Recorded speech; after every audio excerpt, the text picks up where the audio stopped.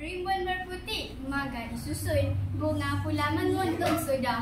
Pantun secantik sirih tersusun, kata bermula pembuka madah.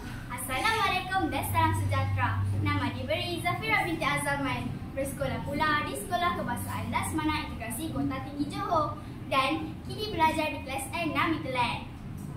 Saya berumur 12 tahun. Saya merupakan anak yang kedua daripada 3 orang adik-beradik.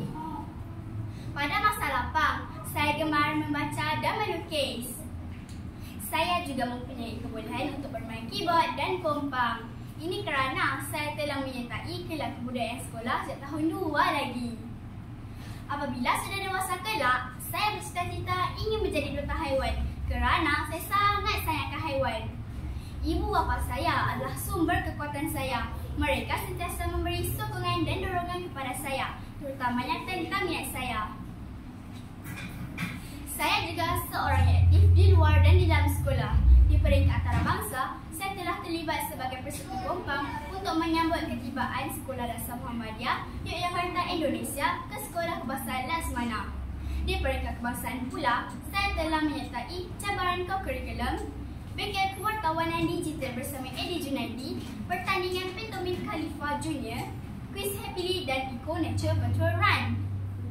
Manakala, di peringkat negeri pula, saya telah menyertai cabaran co-curriculum membina gadget ikatan, karnival pasukan badan beruniform dan membuat buku skrip digital Antidadah sempurna, e-karnival PPDA dan banyak lagi. Tidak kurang juga penyertaan saya di peringkat daerah seperti e-hafazan sekolah rendah dan kumpulan saya telah mendapat tempat ketiga dalam kejohanan bola baling MSSD. Saya gemar membaca buku cerita dan novel. Antara novel kegemaran saya ialah novel Salina. Novel Salina hasil karya agung sastrawan negara yang terulung, A. Samad Said. Novel ini mengisahkan tentang penduduk di Kampung Kambing yang menjadi mangsa Perang Dunia Kedua.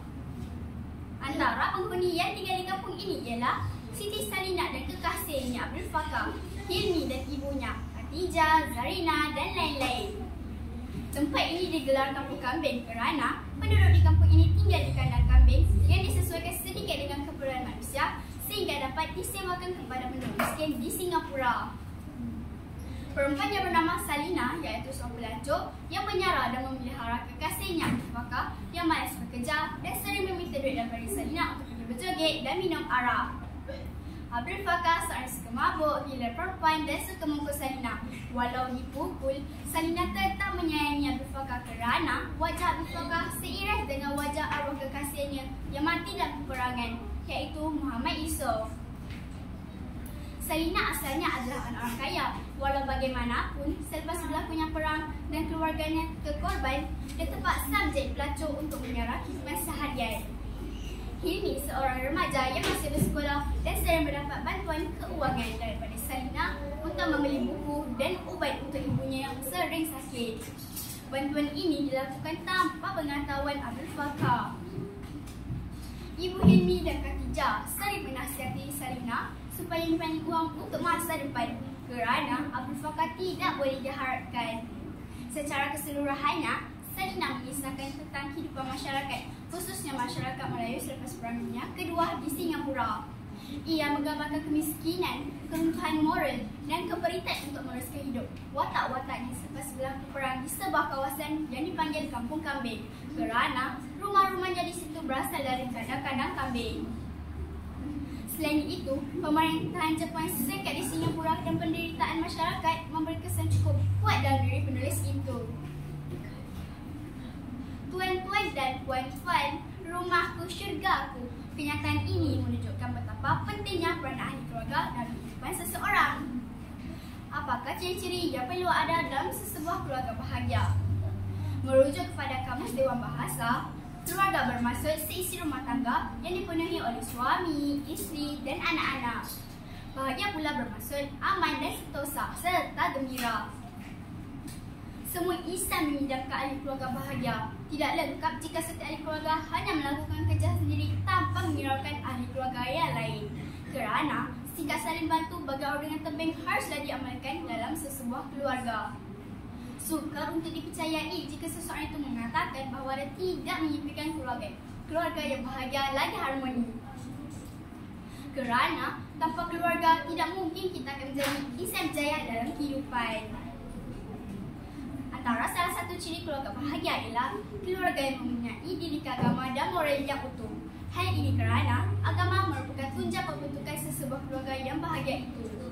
Kebiasaannya, keluarga yang mempunyai didikan agama mampu melahirkan persefahaman dan perasaan bertolak ansur. Ibu bapa haruslah memberi kasih sayang mereka dengan secukupnya. Selain menanam anak-anak bagi minyak penuh, tentang itu juga ibu bapa haruslah berusaha sedaya upaya untuk meluangkan masa bersama anak-anak. Meluangkan masa bersama anak-anak tidak semestinya hanya dilakukan di luar rumah. Bahkan, usaha tersebut boleh juga dilakukan di dalam rumah, seperti membincangkan masalah yang berlaku di hubungan anak-anak, menanyakan pembelajaran di sekolah dan kehidupan sosial mereka. Anak-anak haruslah memainkan peranan penting untuk memupuk keluarga yang bahagia.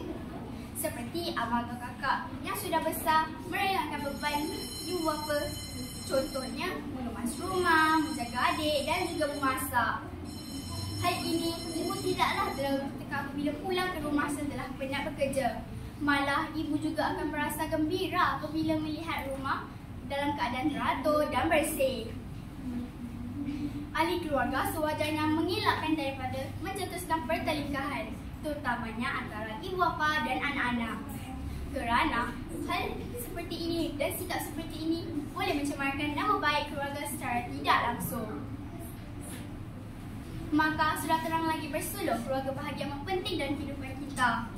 Kesediaan serta ahli anggota keluarga untuk bertolak ansur dan berkorban. Ia akan mencepatkan proses pemupukan keluarga yang bahagia dan harmoni. Sesungguhnya, keluarga yang bahagia asas pembentukan masyarakat yang penyayang dan maju. Sekian, terima kasih.